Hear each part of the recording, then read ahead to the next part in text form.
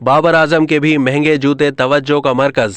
कप्तान बाबर आजम 6 मुल्की T20 series के लिए न्यूजीलैंड में मौजूद हैं।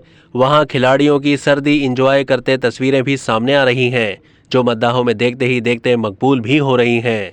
इन्हीं तस्वीरों में से एक तस्वीर में कौमी क्रिकेट टीम के कप्तान के जूतों ने शायकीन क्रिकेट की तवज्जो अपनी जानिब मबजूल करवा ली, लेकिन उसकी वजह इन जूतों का खूबसूरत या ख़ास होना नहीं, बल्कि जूतों की कीमत है। अगर बात की जाए जूतों की कीमत की, तो पहले ये जान लें कि ये किस कंपनी के हैं।